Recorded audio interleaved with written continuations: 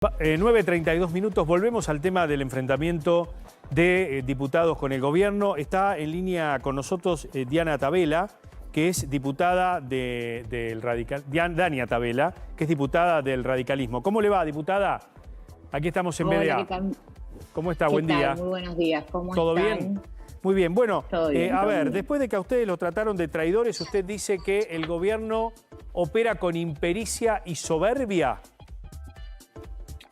Claro, bueno, me parece que falta un poco de conocimiento de cómo funciona el Poder Legislativo, más allá de los epítetos o de las calificaciones que quiera hacer el presidente. La verdad que la oposición, por lo menos en la Unión Cívica Radical, desde un primer momento se mostró cooperadora en esto de mejorar la norma que habían mandado, de plantear con mucha claridad las disidencias durante estos 2 meses. No hubo ninguna sorpresa respecto de las cuestiones que nosotros veníamos planteando que estaban mal redactadas y que en ese contexto no íbamos a acompañar.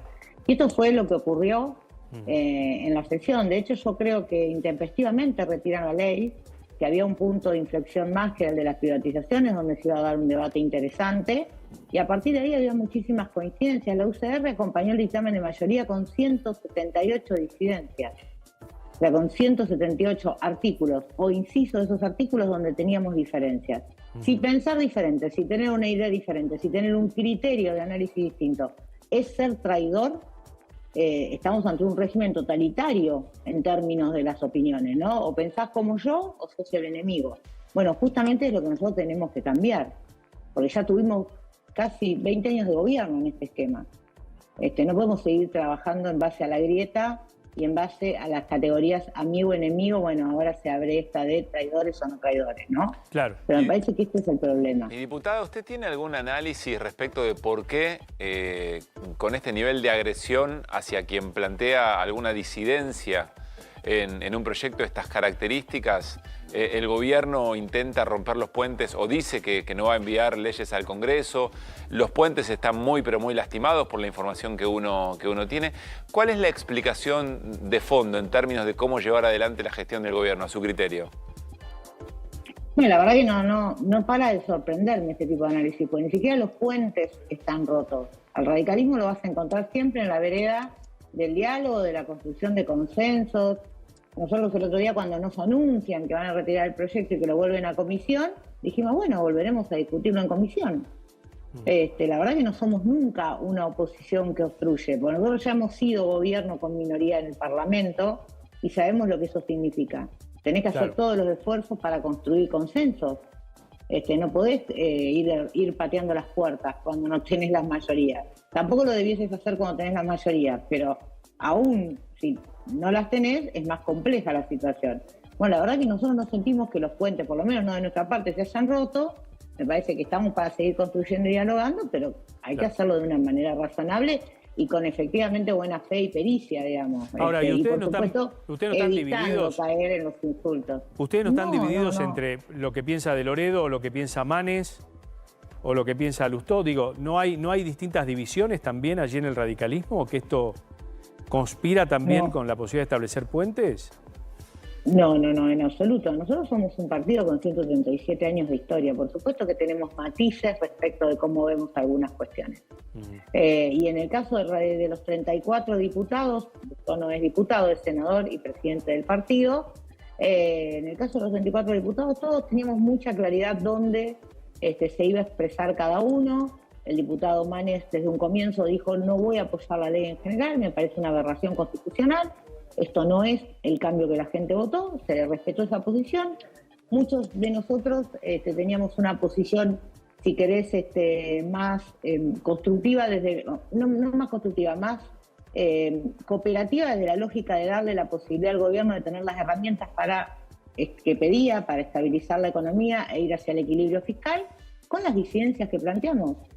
Yo entiendo que hay que hacer una reforma del Estado, no hay que desguazar el Estado, y mucho menos sin la mirada del Congreso sobre algunas cuestiones. Uno de los incisos del artículo 5 que se votó masivamente en contra, tan masivamente que se pasó de tener 144 votos a favor en la ley general a 144 votos en contra en ese artículo, era un artículo que permitía disolver, transformar, suprimir el CONICET, el INTA, la Comisión Nacional de Energía Atómica, etcétera, etcétera, etcétera. Bueno, digo, la verdad que eso por lo menos requiere que el Congreso de la Nación se involucre y conozca el tema.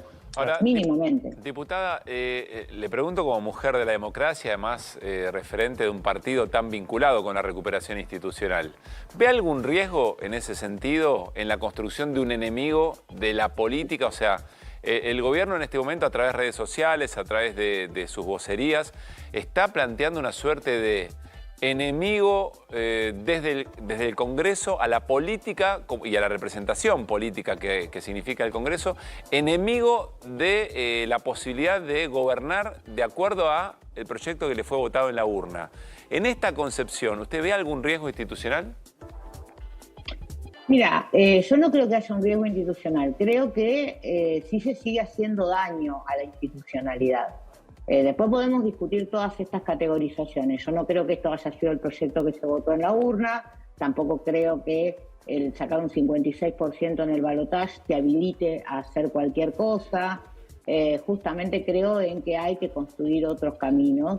Y esto un poco lo dije el día que acompañé la ley en general, que a partir de este momento el gobierno elegía cómo gobernaba y cuál era el camino que decidía llevar adelante, si era el de los agravios, el de los insultos, el de la extorsión y las amenazas, o si era un camino de diálogo y consenso. Bueno, yo sigo llamando a la reflexión al gobierno en todas sus expresiones, desde el Poder Ejecutivo e incluso a los compañeros de la bancada de La Libertad Avanza en el Poder Legislativo, que tenemos que ir hacia un camino de diálogo y de consenso, que no es por el camino elegido. ¿Tiene temor a una escalada en el conflicto con los gobernadores, teniendo en cuenta que primero se los llamó traidores, después se los amenazó con desfinanciar?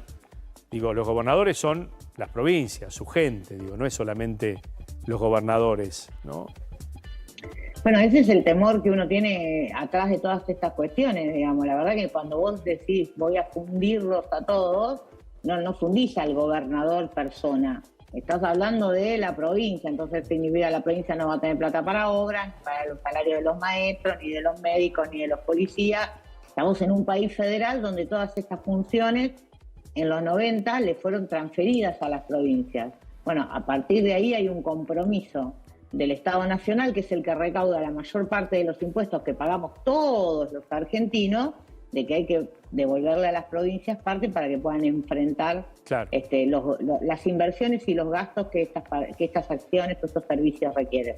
Entonces digo, me parece que ahí hay un rol que el gobierno, digamos, tiene que entender de lo que se trata cuando uno habla de federalismo, y hay un respeto que hay que tener a los gobernadores como a los diputados y senadores que hemos sido electos en las urnas y que también tenemos un mandato de carácter popular. Totalmente. Entonces a mí me parece que esto es algo que el gobierno tiene que incorporar en su nivel de análisis.